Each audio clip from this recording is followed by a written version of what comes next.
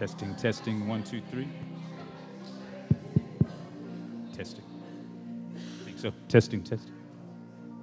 I think it's good.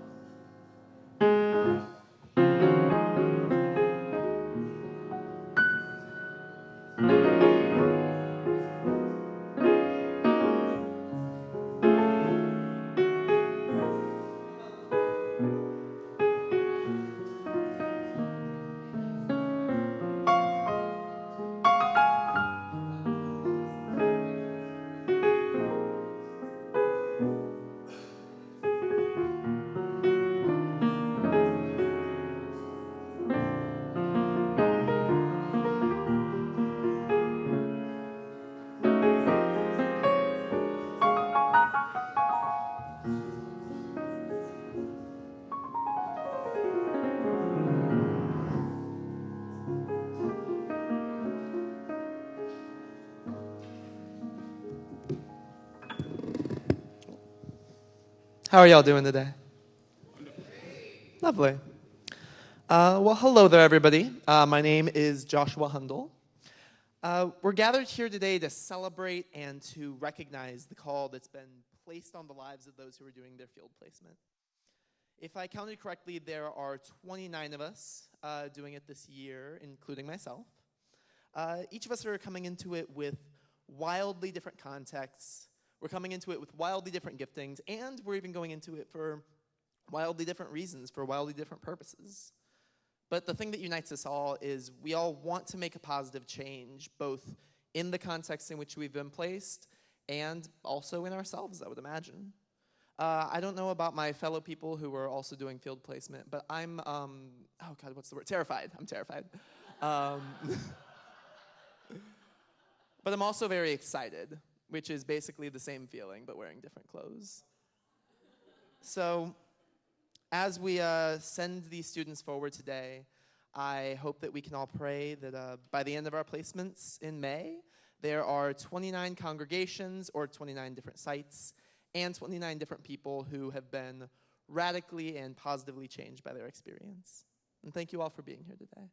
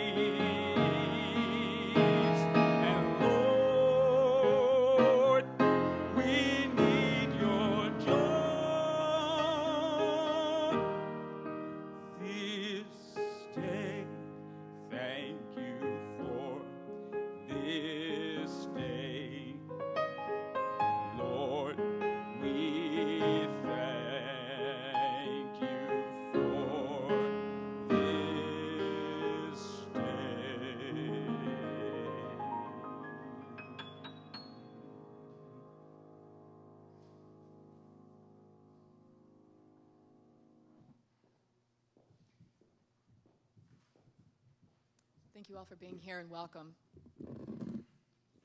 We'll adjust the mics. My name is Kate Lassiter, and I am the Director of Theological Field Education here at CTS, and it's so good to be here with you in body and in spirit wherever you're coming here from. And I mean that in multiple ways, not just today, but also the different places that you've journeyed to. Today we are here to celebrate, as Joshua said, and commission folks for the work that they're going to do this year, which really augurs where they will be headed in the years to come. And so this is a very special thing that we're doing today, to give commissioning, and I mean that in the deepest sense of this word. But we know also that people are coming from, as Joshua said again, wildly different contexts and into wildly different kinds of contexts. My own journey has reflected this, and especially as someone who does so much teaching, I wanted to share these words that are a prayer from those of us who teach, especially to and from the yogic tradition. And so I'll share these words with you in English first, and then I'll do a little chanting for you in Sanskrit. So the words we say are Om, which simply means peace. It's actually the sound of the universe. Together may we move together, to move in our studies, the teacher and student. Together may we too relish our studies, to really enjoy them. Together may we perform our studies with vigor or with deep concentration. And finally, may what has been studied by us be fulfilled by the brilliance of understanding, leading to knowledge, and may it never give rise to hostility. And then they simply end by saying, Om, Shanti, Shanti, Shanti, and then another Om. So if at any point you want to join me, you are welcome to. If not, I invite you to just close your eyes and hear these words and let them settle into you, even if it might not be a familiar language. Om Sahana Vavatu Sahana Bhunaktu Saha Viryam Karavavahai Tejasvina Varitamastu Ma Vidvishavahai Om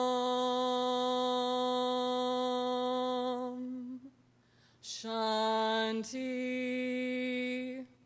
Shanti Shanti Om.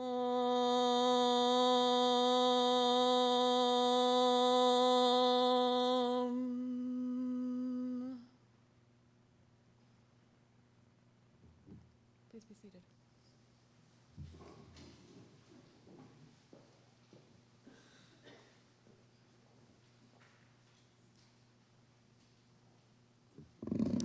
Good afternoon. I'll be doing the reading of Micah 6 and chapters 6 through 8 of the NRSV. With what shall I come before the Lord and bow before myself before God on high? Shall I come before God with burnt offerings, with calves a year old? Will the Lord be pleased with thousands of rams and 10,000s of rivers of oil? Shall I give my firstborn for my transgression, the fruit of my body for the sin of my soul? God has told you, O mortal, what is good, and what does the Lord require of you, but to do justice, and to love kindness, and to walk humbly with your God. Thank you.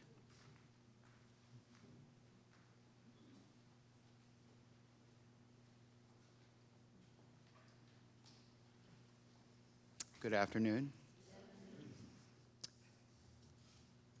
This is a reading from Rainer Maria Rilke.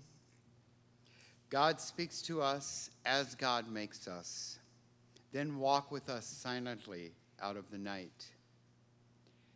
These are the words we dimly hear. You, sent beyond your recall, go to the limits of your longing. Embody me, flare up like a flame and make big shadows I can move in. Let everything happen to you, beauty and terror. Just keep going. No feeling is final. Don't let yourself lose me. Nearby is the country they call life. You will know it by its seriousness. Give me your hand.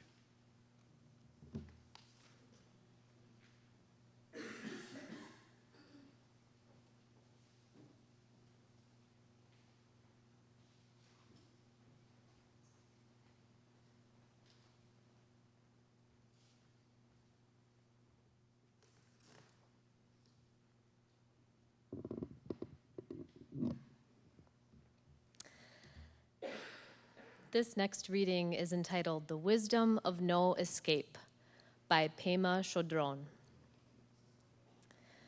Nobody else can really begin to sort out for you what to accept and what to reject in terms of what wakes you up and what makes you fall asleep.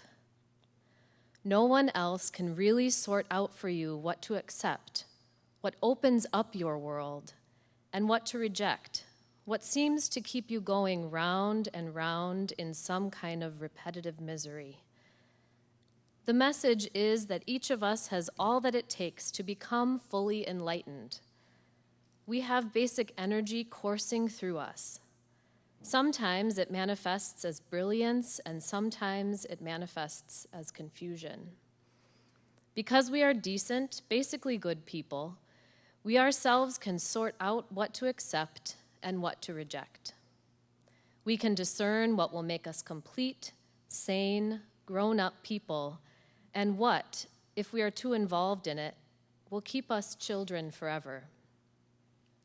This is the process of making friends with ourselves and with our world. It involves not just the parts we like, but the whole picture, because it all has a lot to teach us.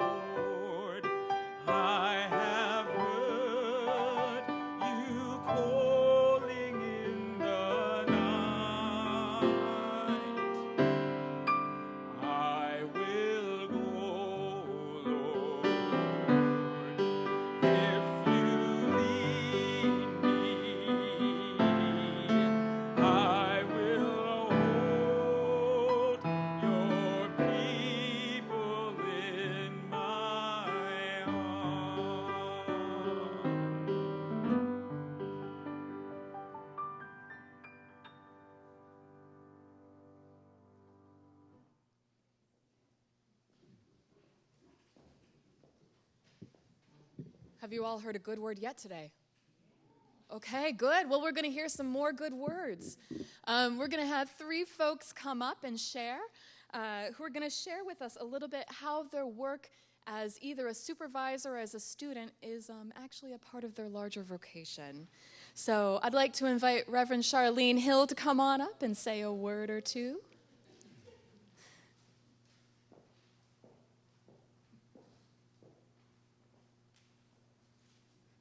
Good afternoon. Good afternoon.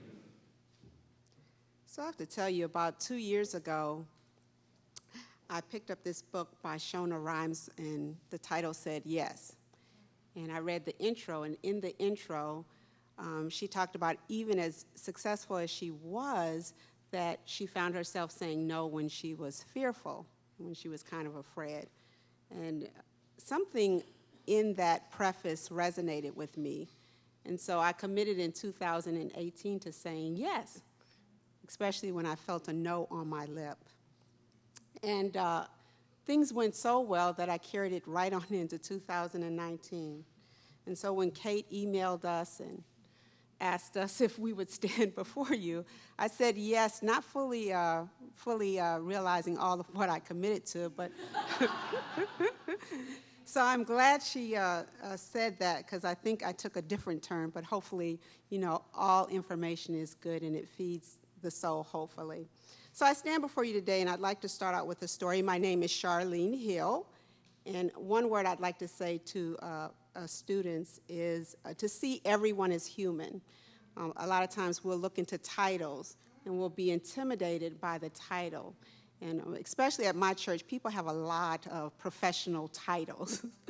And it's easy to get stuck to that. But see humans, because that's what you have. You have people that are human, that are scared, that just as scared as you, but will look like they're confident. And so I encourage you as you enter this year, just because when you reach out with your heart, that touches other people. So I'd like to begin with a story. Years ago, when my son first came into my life, Josiah, I wanted to find just the right crib. Don't ask me why, but I was on the Craigslist, and I looked around, and I found this beautiful oak crib. And I saw, and I connected with the people, and I knew exactly where it was. And so I just sped out the house, and, I told the people I was going to arrive at a certain time. And it was only when I got there that I realized I didn't know exactly where I was going. Where I thought the place wasn't exactly where it is. I start off with that story to say that a lot of times in life we're very busy and we speed out. And one of the gifts of field placement is it slows you down. You can do, but you also have that weekly supervision to reflect and to kind of think. We talk a lot about space being safe. But you also, in community, have a space that allows you to be brave and courageous. So I think safe, I don't want to say it's overrated because we need safety, but we also need spaces that call us to be brave and to be courageous. Within this community, you also have the opportunity to take risks. The community has committed to you. They know that you'll be trying something different in you. So take those risks. Jump off the cliff. This community will embrace you. They want to see you succeed. They know what they've committed onto. And so those are a little bit about my reflections in terms of running out of the house, thinking I knew where I was going. You guys some days will feel uncertain, and some days you will feel sure. But know that you will have that space to reflect, and you will have people that care and are committed to you. I want to end here. I finally did find the place, and I found the crib. It was beautiful. It was disassembled, and, after all the worry and scare, I made it to my destination. But I often think from that experience, and it stayed with me a long time, how much better the experience would have been had I taken the moment to pause and to reflect and to actually maybe write down some directions. As I get older, I realize that I don't have as many steps, and so I try to use my steps a lot more gracefully and with a lot more wisdom. And so I say this to you, whether you speed or whether you move slow, you'll get there. You'll find your way. And this will absolutely be one of the most amazing years. I wish all of you well as you head off into your field placements. Thank you.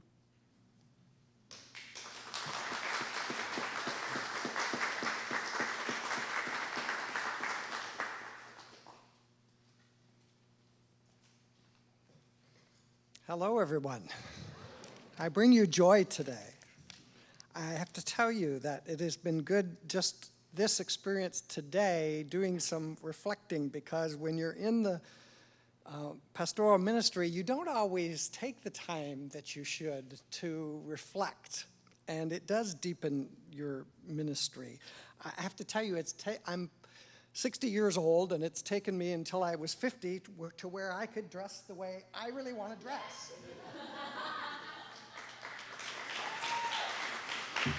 Finally.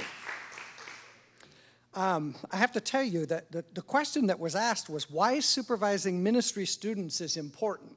That was the question that was addressed to me first. And my answer was, well, the first reason is left unsupervised, they might just go hog wild and stir up the congregation. We can't have that, Lord knows, right? Most of those folks just don't like change. And you'll find a lot of those in your journey. I want to share my own story of when I was in supervised ministry here in Chicago for my denomination, Metropolitan Community Churches. Disclaimer, this was in no way connected to CTS. I was not a CTS student. I graduated from Emory University. I often tell people that I learned a lot about ministry from my internship at a congregation that no longer exists here in Chicago. Mostly how not to do whatever the pastor was doing. But thanks to a great committee supporting me at that local church, I got through the experience. The experience was such, I got to tell you, the ultimate insult was that at my ordination ceremony at this church, the pastor kept calling me by my wrong name. So part of the reason I tell that story is to encourage you, please have a local committee.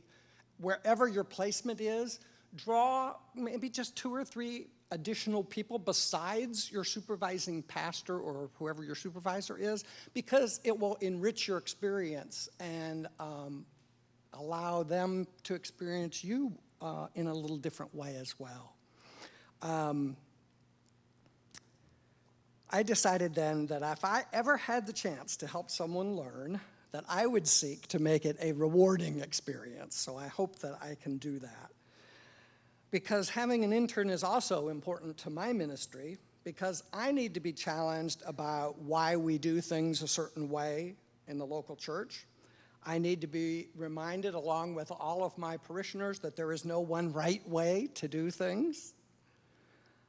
And I hope that both interns and supervisors will cherish the opportunity for fresh perspectives on faith and on life.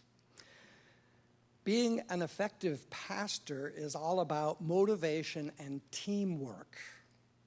And my wish for all of you is the gift of listening to what each and every person can teach you in your walk with God.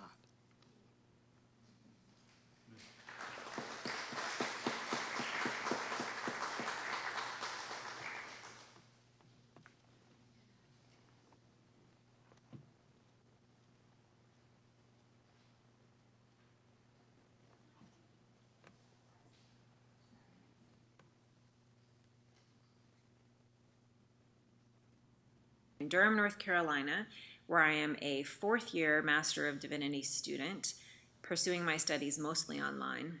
And true to the online student experience, I bring you today this hilarious small dog named Pepper. So we even get a random animal in the mix. So thank you to Dr. Lassiter for inviting me to say a few words about my field placement and how it relates to my vocational journey.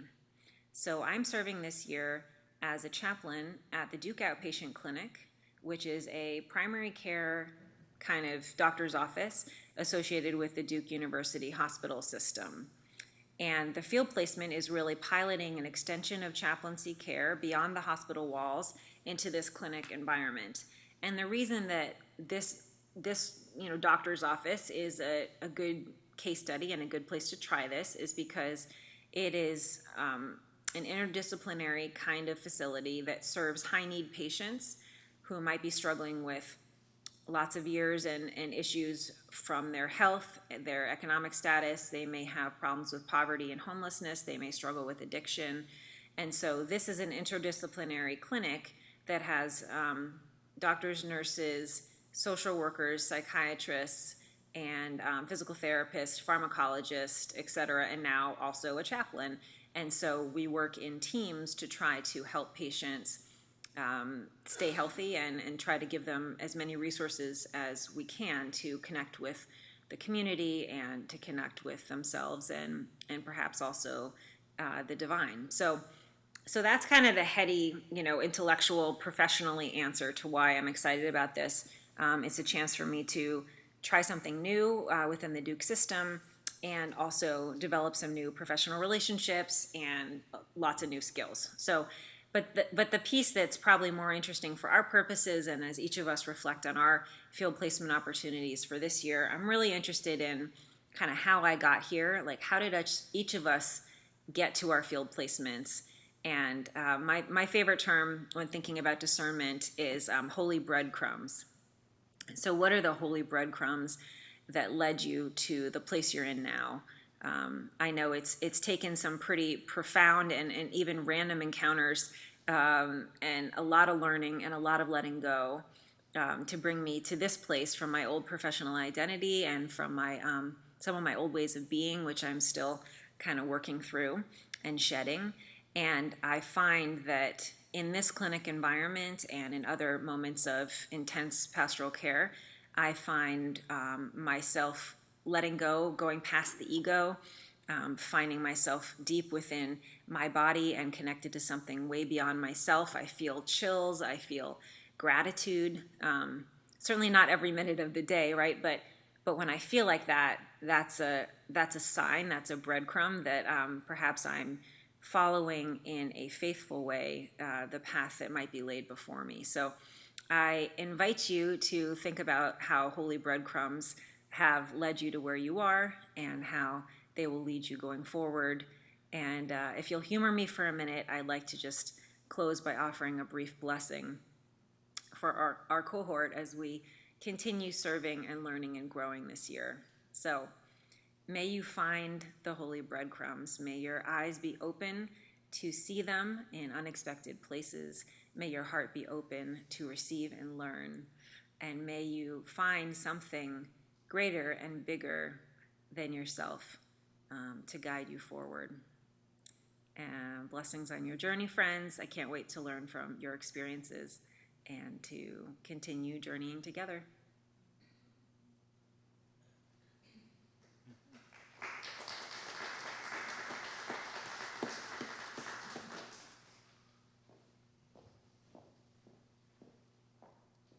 These are good words, no? Okay, good.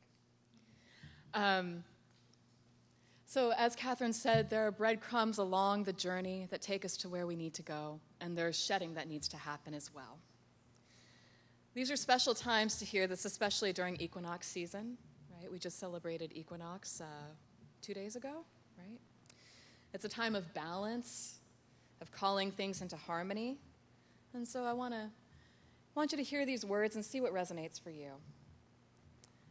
There's the Hindu and Buddhist concept of samsara that is the life that we live under ignorance. And Trungpa Rinpoche calls it the blind grandmother, something that seemingly nurtures you, but honestly, she can't guide you very well. Likewise, we know that there are also high holy days where we're asked to make things right and to atone for things we've done and things we've failed to do unto others, our communities, ourselves, and our God. Our movement towards vocation really requires a releasing of things that aren't meant for us to follow. In some ways, this is a deep renunciation that allows us to make space for ourselves and our own becoming, especially for those of you who are filled with a sense of yearning and an unshakable, unquenchable thirst. You know, in many of our traditions, we have this idea of stones and imbuing meaning into stones. Pilgrims along the Camino de Santiago in Spain throw rocks as they cast aside what they don't want to carry any longer. And during the Hajj, pilgrims cast stones at what once were pillars to represent the stoning of the devil, or the temptations, right, to follow that which is not life abundant. I think in any way to proceed in this kind of manner is to scrutinize our habits and our ways of being so that we can live a life of integrity. And so, my friends, all of you here, I want to invite you to come forward and to choose a stone. We have many stones out on our altar today. And to imbue meaning into that stone of what you must no longer carry forward if you are to live a life of integrity. You're welcome to walk around the chapel as you do so, to leave behind that which is heavy. And when you're ready to separate that from you, and that which separates you from the sacred, I'll invite you to place a stone back on this altar, and then we'll have some water available for you to cleanse your hands if you wish. So if you'd like to come forward and to choose a stone so that you can allow it to carry what you don't want to carry anymore, what is heavy, I'd invite you to do so now. And perhaps we could have a little music to help us as we journey through that.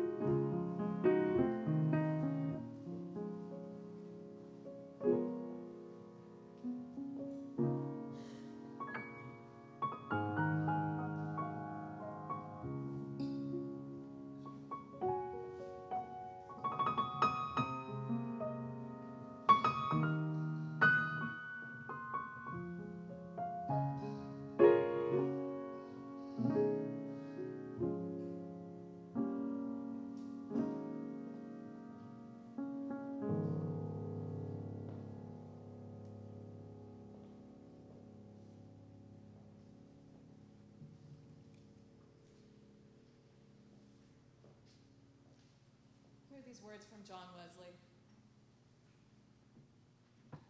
Lord, I am no longer my own but yours. Put me to what you will rank me with whom you will. Let me be employed by you or laid aside for you, exalted for you or brought low by you.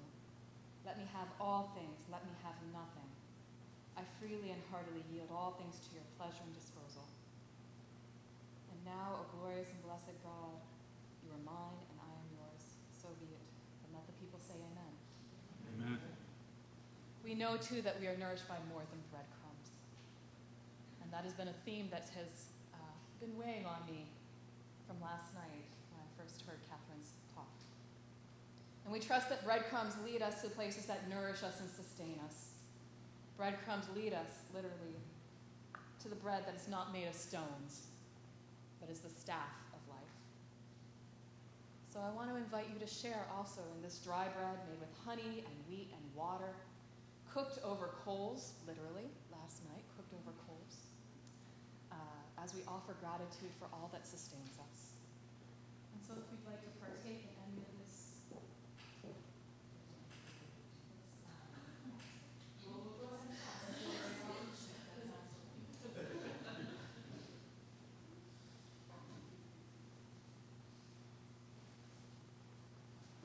Or maybe there's a hymn that speaks to us as well during this time.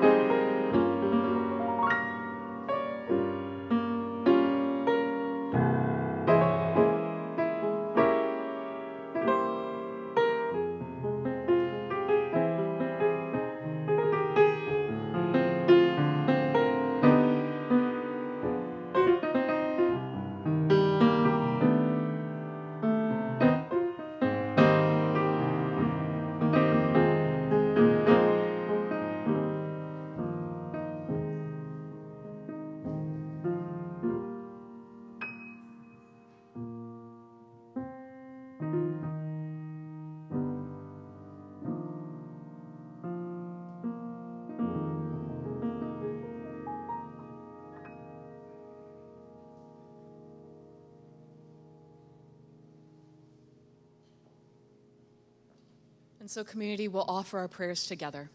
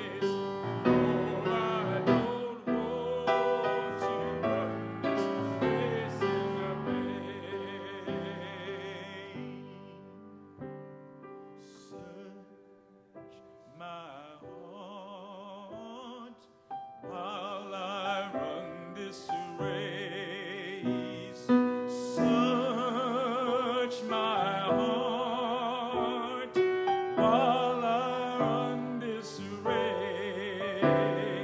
Search my heart while I run this race.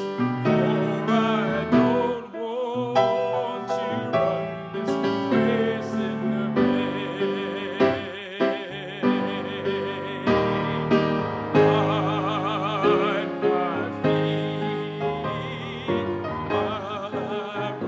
this race. Guide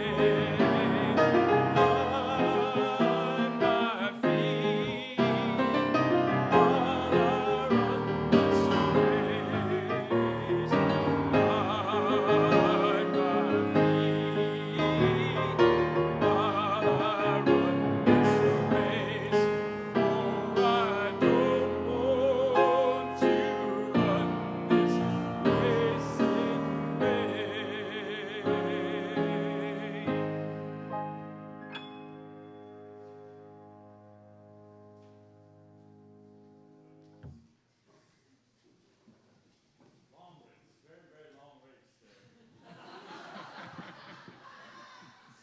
May it not be in vain.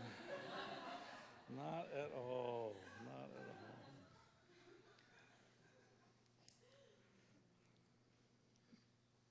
Amen.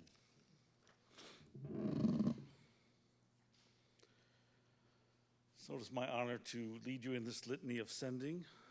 I ask, as you hear your name, if you're here, to rise in body or in spirit as you wish, and also for those who are at home, as you hear your name. Giver of every breath, with gratitude that reaches beyond words, we surrender our lives to you. We yield to your will, seek your purpose and plan for us. Creator of every good gift, we thank you for inviting Heather, Chris, Adela, Vanessa, Keisha, Roland, and Tom to be a part of your mission in the world. We commit our hands to sacrificing work. Sustainer in all things, we ask you for pushing Mark and Jillian and Ken and Catherine and Jackie, Brandon, and Joshua to grow and mature. We relinquish our feet to walk with people from all walks of life. Provider of all we need, we thank you for the grace in sharing with and learning from one another.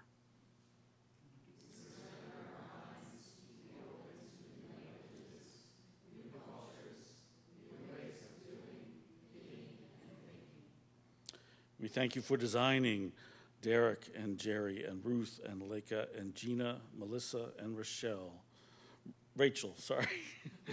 with unique gifts, stories, and personalities to be used for your glory.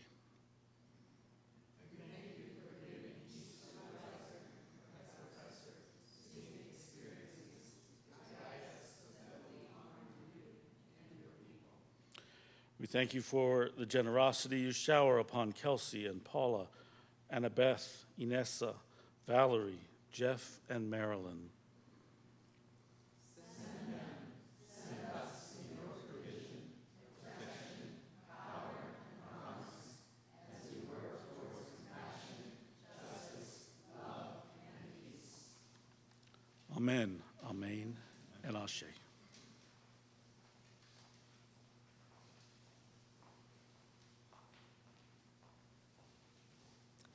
Hear these words of benediction and blessing. As we prepare to go from this place and share a meal, whether here in this place or connected over the miles, may the food we consume remind us of our interconnectedness to all creatures and to this sacred, precious earth. May the food we share connect us to this land. May we remember the people indigenous to this occupied land we are on, including the Potawatomi and Peoria peoples, and may we be committed to their living memory, past, present, and future. May we strive to live in a way that supports the thriving of all beings on this earth. And may the food we are about to share remind us of our desire, connecting us to all that we yearn for in the making of a more just and loving world. As we go from this place, let us go yearning. Let us go to the limits of our longing. Let us go to the limit of what is comfortable and beyond. Go in courage, go in peace, go in abiding love.